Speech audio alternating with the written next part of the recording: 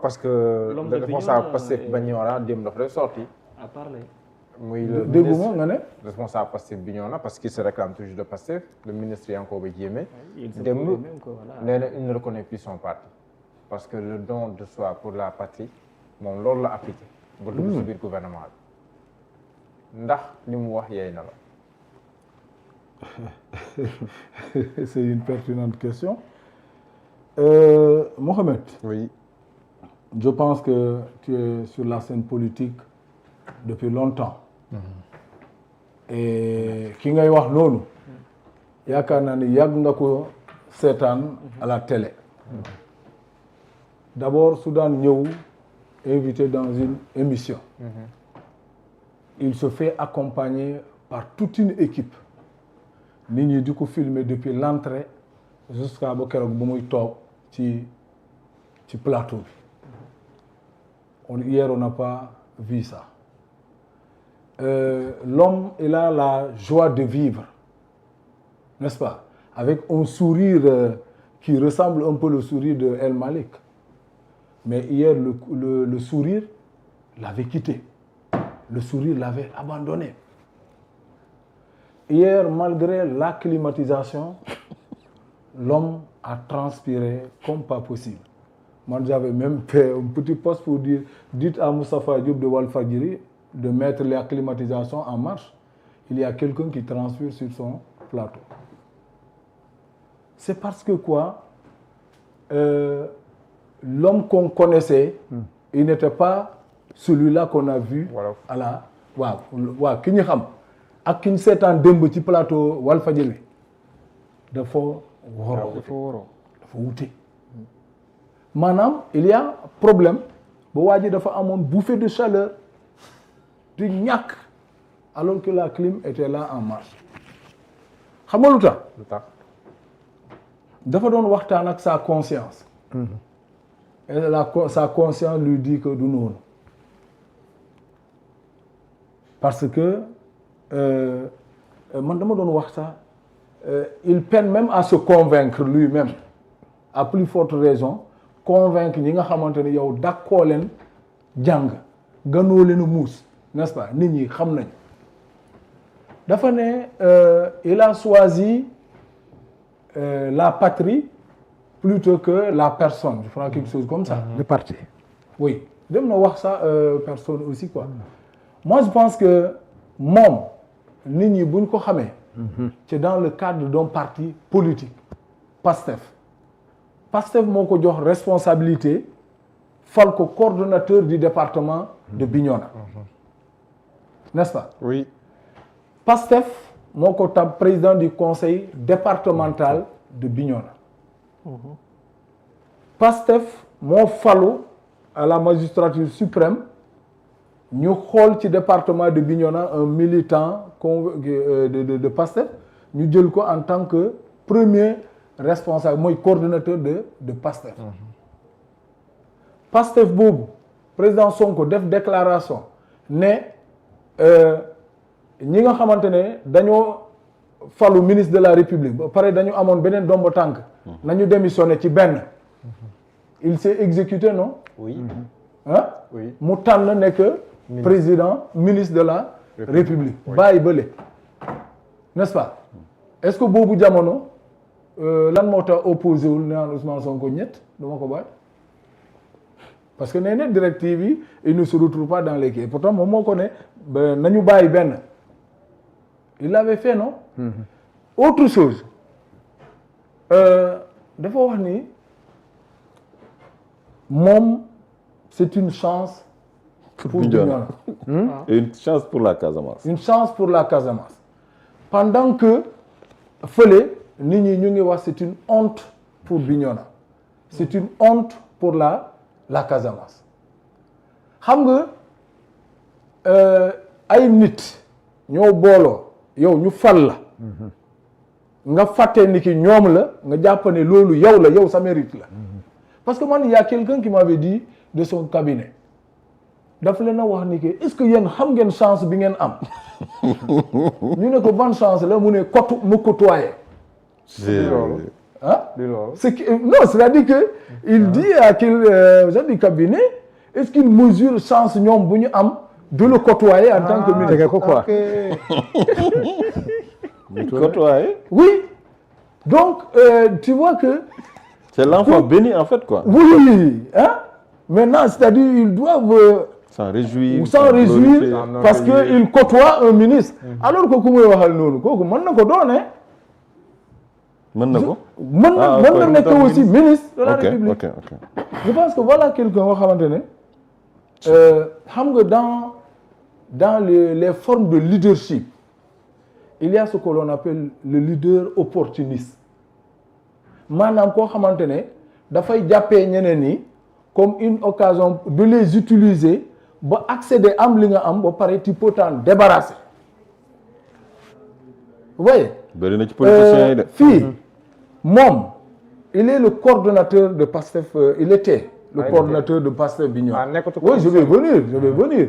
Il était le coordonnateur de PASTEF Bignona mais xanaa kay décision bu mel ni yow soo ko bëggee jël da ngay waxtaan ak waa sa coordination. la base moom ak kan ko waxtaan seul et peut-être avec la dame avec qui il s'accompagne qui était la coordonnatrice du mouvement des femmes qui a publié comme ça moom lu mu wax noonu il est une chance une fierté pour la Casamance jigéen boobu moo ko njëkk a bind moo ko njëkk a partagé dans les réseaux les gens l'ont lynché comme pas possible mais donc il a pensé que c'est sa personne et non pas la coordination de Bignona.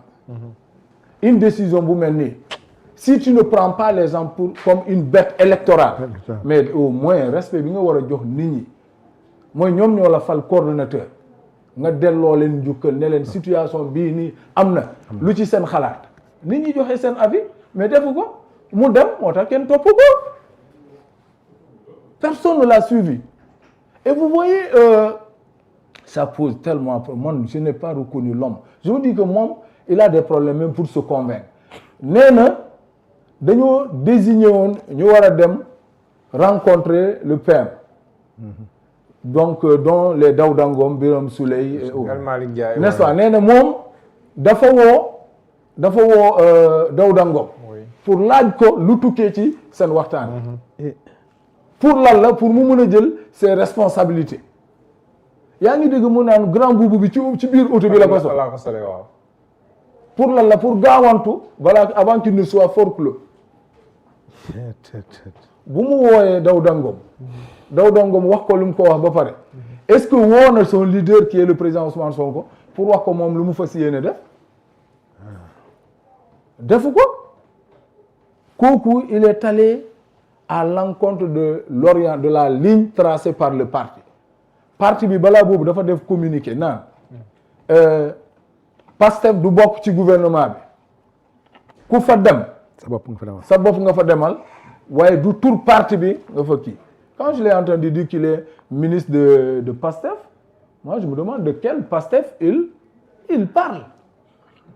léegi yortul coordination bu Bignona. Ah non mais écoutez d'ailleurs je pense que Moustapha laaj na ko sax ci wàllu affaire congrès bi wax na ni ki demul.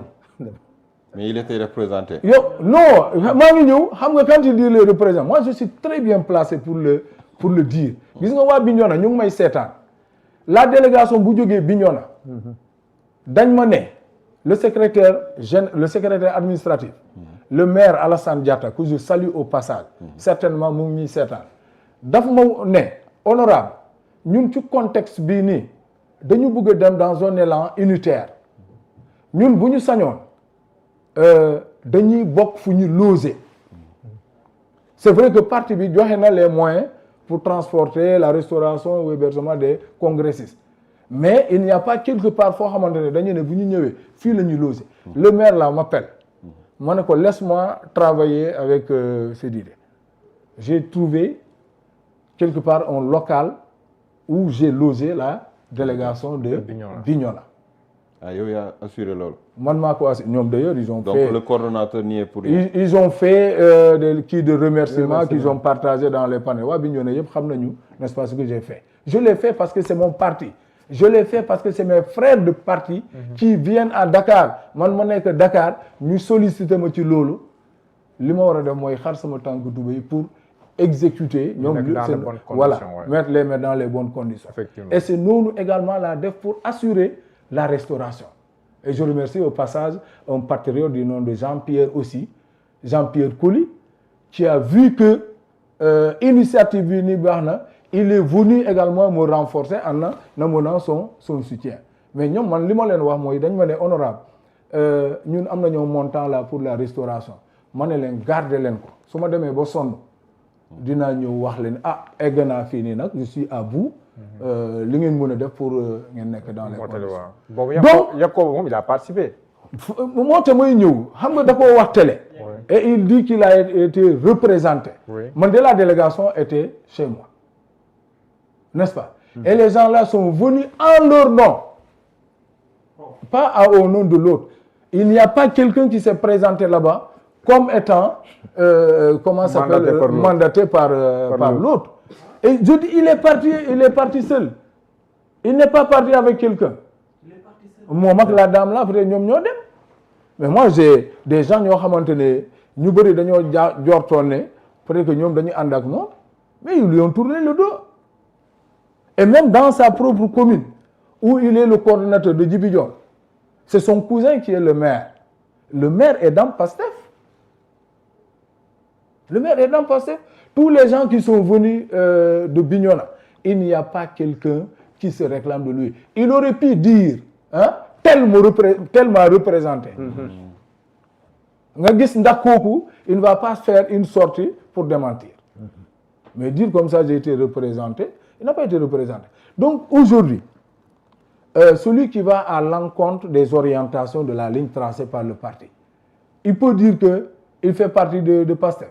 yow mënuloo nekk ci coalition bële ba pare bëgg ñoo coordonner fii. kañ la nekk ci coalition li ma jaaxal mooy avant même ñu naan rejoindre na. ñu bëri dañ ñëwoon diw ak diw ak diw ñoom c'est sûr que ñu ngi négocier ci suuf. tu sais.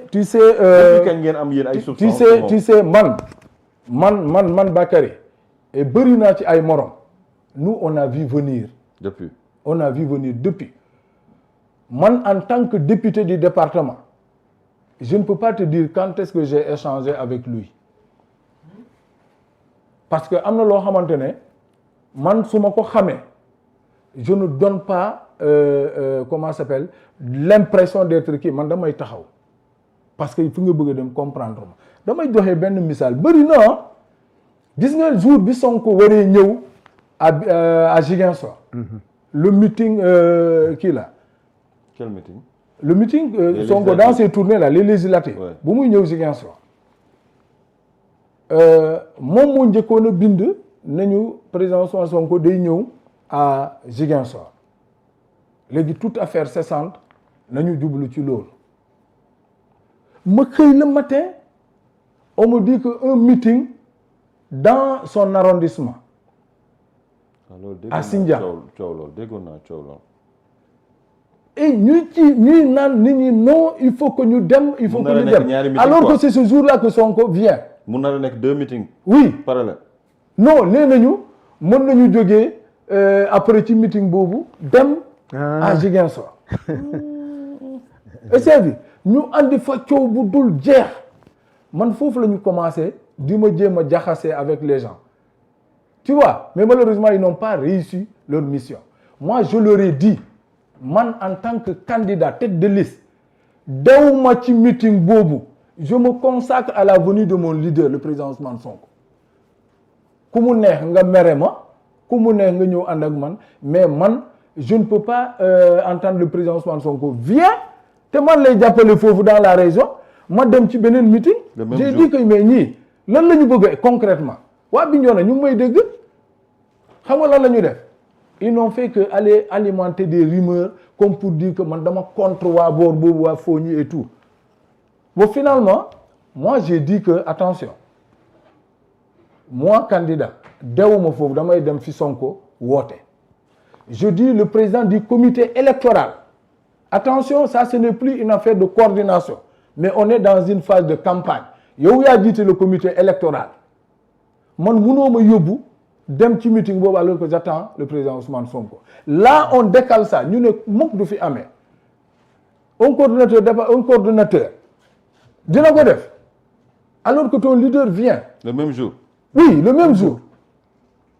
ñu ne nañu dem entrer dans le FONGI pour faire le Congo ñu ne leen nañu toxal meeting bi ñu ne du fi amee donc ces gens-là ils étaient en train de chercher un problème finalement ñun ñu bañ et après le meeting avec Sonko on a voulu programmer de l'autre côté ils étaient en train de s'opposer pour nous mettre en mal avec les populations comme pour dire que ñun dañoo bañ waa boor boobu est-ce que ñooñu bëggoon nañu ñun ñu falu tey laa koy wax waa Bignona ñu bëri ils ont vécu ça xoolal bu ñuy dem j'ai dit au président du comité électoral fais tout pour que ñu dem ci zone boobu l'électorat n'appartient pas à quelqu'un et ces gens-là sont fidèles au président Ousmane Sonko mais non pas à un leader qui n'a pas compris qu'il jouit de l'aura du président Ousmane Sonko bu ñuy dem ils nous ont boycotté moi je vois même un coordonnateur quelque part rester dans leur maison comme je connais xoolal muy yurundu ci fenêtre yi pour bañ a ànd ak ñun mais man je dis que on va pour parler aux populations. Compliqué. J'arrive là-bas un grand responsable nekkoon fa di ma gaaruwalle moi j'ai dit que il veut vérifier mon émotion ma bañal ko loolu moom bu mu waxee gaaruwalle ma ba pare man bi ma jógee je lui ai fait des éloges. Vous savez, ce qu'il attendait, ma mère, ma réagirait neneen, man j'ai refusé de montrer ma colère. Et pourtant j'ai compris la propagande. Mais quand même, man mag la.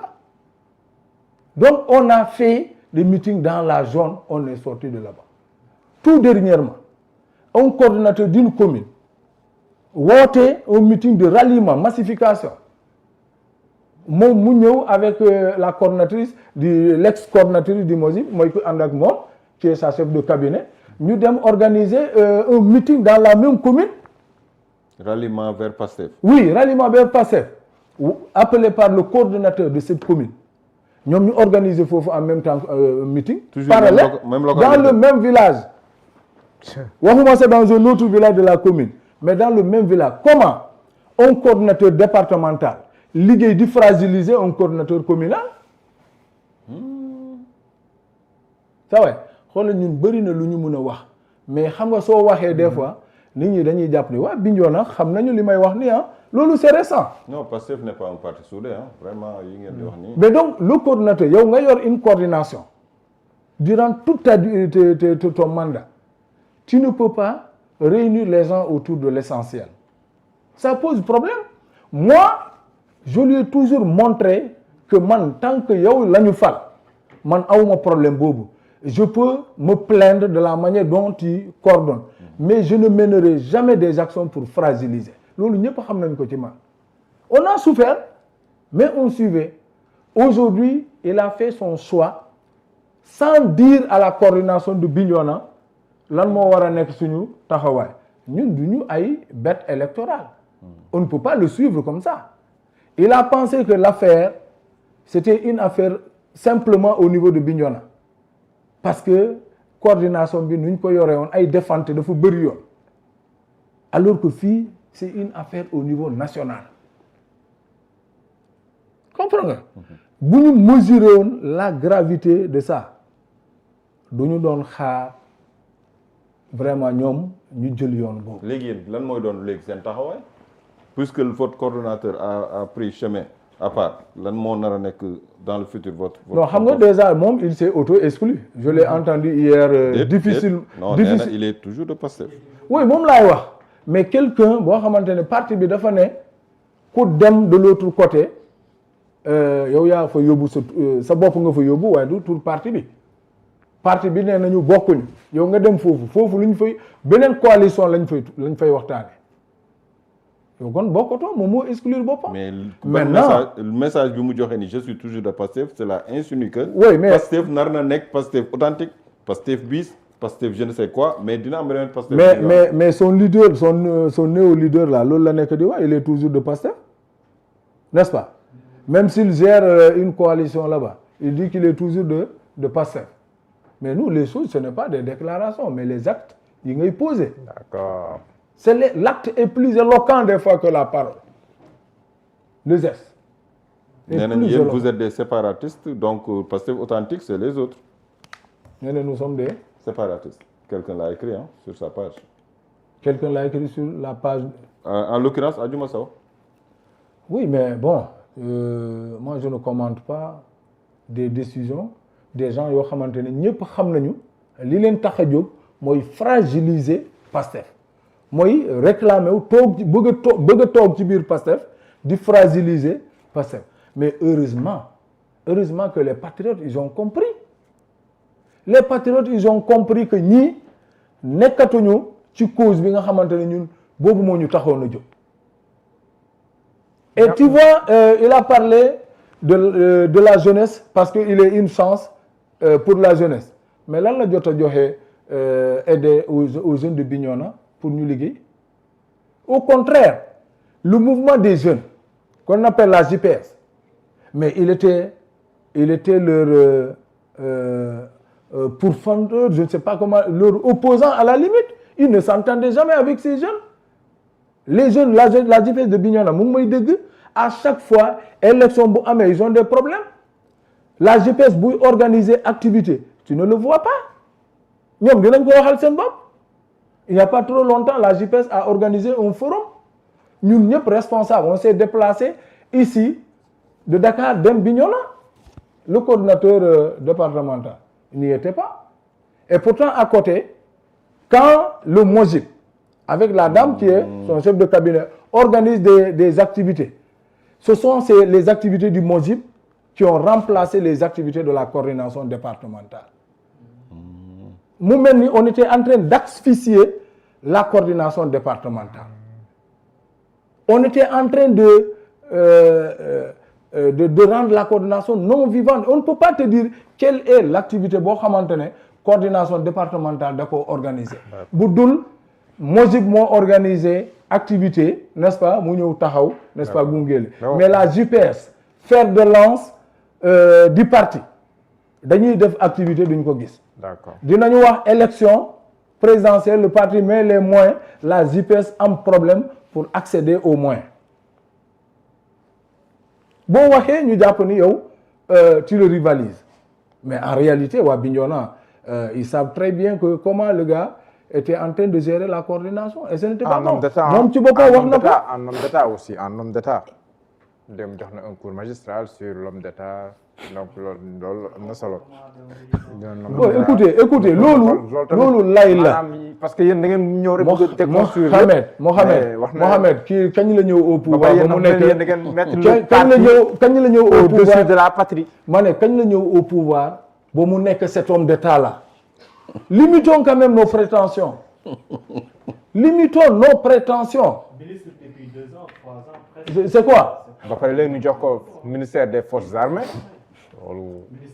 Oui, le ministère des forces armées. Moi, j'ai comme l'impression moom dafa négocier la hiérarchie dans le gouvernement. Ouais, parce que moom lañ njëkk tudd. Waaw. Mais en réalité, le ministère des forces armées, par rapport moom jeunesse bu mu tudd noonu, li mu war a def pour accompagner la jeunesse avec le ministère des forces armées, ça ne te donne pas? Non, ministère boobu moom pour loolu moom. Ministère boobu. Voilà pourquoi je dis. Est-ce qu'il a pensé à cette jeunesse-là dont il faisait allusion, ou bien il a pensé à lui? Moi, je pense qu'il a plus pensé à lui. Par exemple, mon est dans l'ordre protocolaire du gouvernement.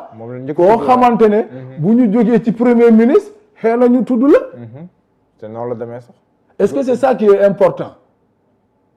yow da nga waroon a xalaat ñi nga xamante ne dañoo bootu sa ginnaaw di yaakaar ci yow pour que nga développer des trucs. Mais su dee yow da ngay xalaat yow nan nga war a taxawee sur ordre hiérarchique, ça pose problème. Protocole dem wax na ci protocole. En tout cas, je pense que c'est quelqu'un qui était bien parti parce que Ousmane Sonko lui faisait confiance. Mais Ousmane, mais voilà, dafa dem ba gis le retour n'est pas évident. Voilà, parce que le président Diomaye wax na relation yu am te foofu c'était réciproque, vice versa. Mais avec le président Ousmane. Voilà, ce n'est pas, il a dit ça. Waaw, xam nga le président Ousmane ñëpp ko xam ci wax dëgg, sa franchise. moom dafa wax ni c'est la patrie avant le parti loolu la jiital et pas une personne mais malheureusement dans son développement lui il sort ses relations avec Diomaye camarade de promotion à l'université et maintenant pour encore attirer l'émotion des gens ñu ne quand mon papa était décédé n'est-ce pas on l'a enterré avec Diomaye mais est-ce que c'est pas maintenant une affaire de personne regardez ndax c'est une affaire de patrie wala c'est une affaire de personne alors que parti bi au moins bu leen mënoon a delloo njukkal mooy comprendre ne jox nañ ma responsabilité ma nekk coordonnateur responsabilité boobu moo tax ma dem ba nekk président du conseil départemental responsabilité boobu moo tax ma dem ba nekk ministre de la République yow soo demee ba les idéaux yi nga xamante ni yooyu ngeen doon défendre nga écarté wu loolu ça pose problème Pastef dafa amoon ses principes Pastef dafa amoon un programme de campagne. léegi qu'est-ce qui se passe avec son leader de parti ba jàppul ne waaw parmi les programmes de campagne. oui Pastef avait prévu waaw balaa ñëw foofu mais ses relations avec le président du parti. boo ma bàyyoon ma eggali foofu mu. kii damay bañ a réer. Il a parlé des martyrs. oui wax na ko. oui mais voilà quelqu'un qui ne connaît pas c'est les martyrs du département. Le parti def na fii ce qu'on a appelé comment s'appelle caravane de la liberté non comment ça caravane de la liberté am na c'est ça hein caravane de la liberté mooy bis man Sonko jóge ci non du boobu non mooy lu ñu comment on a appelé ça waaw mooy tournée yooyu ñu doon def waaw pour voir les victimes waaw de la liberté la. non bokkul ak boobu ba tey. caravane de la liberté oh là là non du boobu mooy tournée yi ñu doon def dina ñëw du boobu c'est une tournée waaw le nom ça va venir mais de toute façon c'était comme ça de la liberté où il fallait voir les rendre visite les anciens détenus les familles des victimes et autres je dis ici que la dame qui est chef de cabinet man la daan woo pour connaître les gens qui étaient des victimes au niveau de Bignona, les anciens, les ex-détenus et tout. Xamoon ta parce que xamoon na ni moi j'étais impliqué dans la gestion de ces gens-là. Dama doon dem à Rebeuss di seeti ces gens-là régulièrement. Ku ci am soxla, il fait tout pour m'appeler. Les parents de ces victimes-là, ils font tout pour m'appeler parce que xam nañu sama taxawaay. Et pourtant pendant ce temps moom moo nekkoon coordonnateur. Mohamed, la plupart des coordonnateurs départementaux def nañu la prison ou bien ils ont été inquiétés. Mais voilà un coordonnateur qui n'a jamais été inquiété alors que ñëpp xam ne que Bignona était une bastion de tension. C'est là-bas où on a tué le plus de monde. Quand je disais au ministre de la Justice que le goudron noir du rond-point Émile Badiane était devenu rouge du sang rouge de nos martyrs. C'était profond en moi. Parce que Bignona rey nañ fa lu bëri. Et tous les leaders étaient inquiétés. Mais toi, en tant que coordonnateur départemental, tu n'as jamais fait l'objet d'une convocation. Bignona nu mu meloon yëpp. Musuñu ko arrêté. Oui, ban la convocation. Mais tous les coordonnateurs de demandez waa Bignona ñu ngi may dégg ni ki le gars n'a jamais fait l'objet d'une convocation quelque part. C'est facile quand la situation est normale nga génn def une déclaration fracassante mais dans la gestion du dossier là man fi ma ko gis surtout mu taxaw mooy quand Sonko était barricadé à Ziguinchor man duma fen foofu gis naa ko là-bas sur le terrain quand Sonko devrait faire la caravane de la liberté maintenant le retour à Dakar àndoon na ak moom mais à partir de Vélingara xaw ma lan lañ ko ne kenn gisatul kenn gisatul cordo fan la nekkoon injoignable.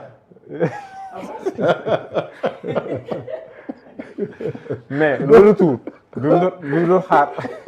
Cordo.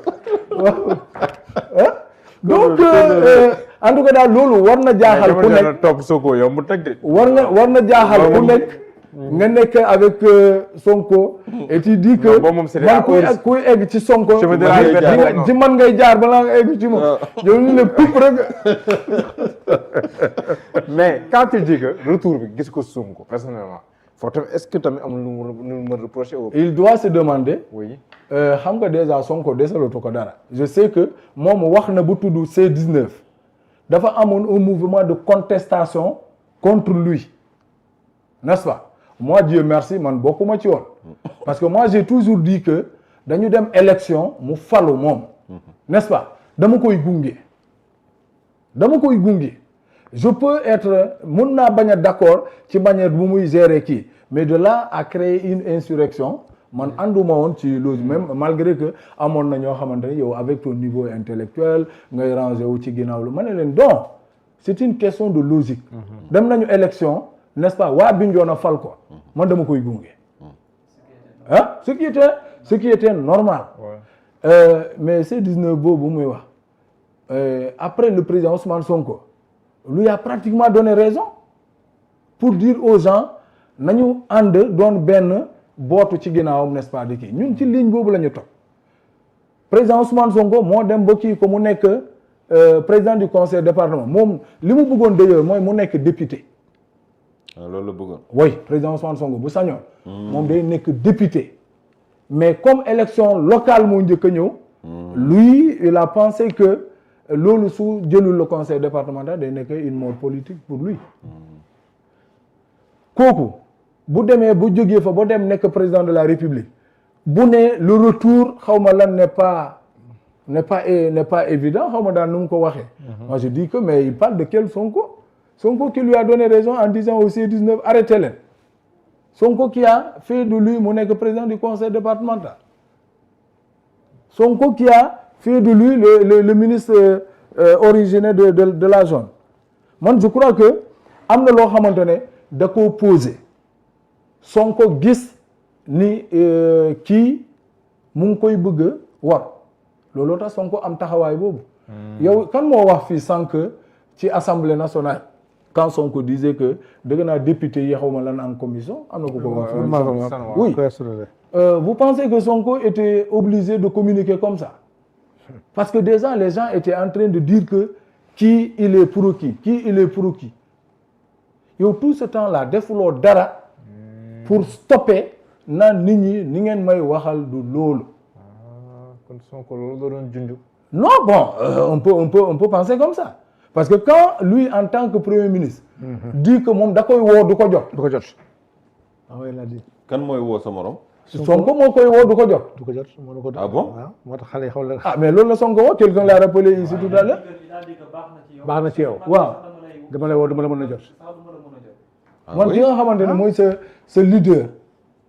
mais man le téléphone de Sonko l'appel de Sonko dama koy yàkkamti soo demee ba sa leader di la woo du la mën a jot ça pose problème et donc cela veut dire que Sonko peut-être a des informations yoo xamante ne ñun xamuñu ko. d'accord moo tax à un certain moment. oui.